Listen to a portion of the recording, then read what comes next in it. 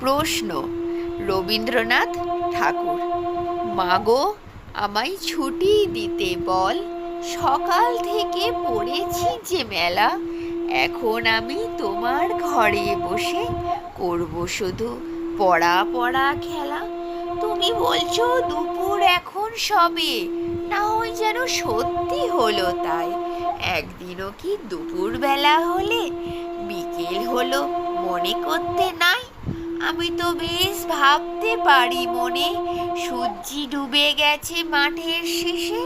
বাগদি বুড়ি চুপড়ি ভরে নিয়ে শাক তুলেছে পুকুর ধারে এসে। আঁধার হলো মাদার গাছের তলা, কালি হয়ে এলো দিঘির জল।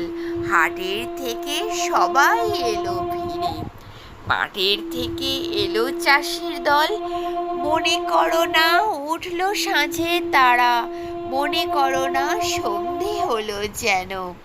রাতের বেলা দুপুর যদি হয়, দুপুর বেলা রাত হবে না কেন? নমস্কার।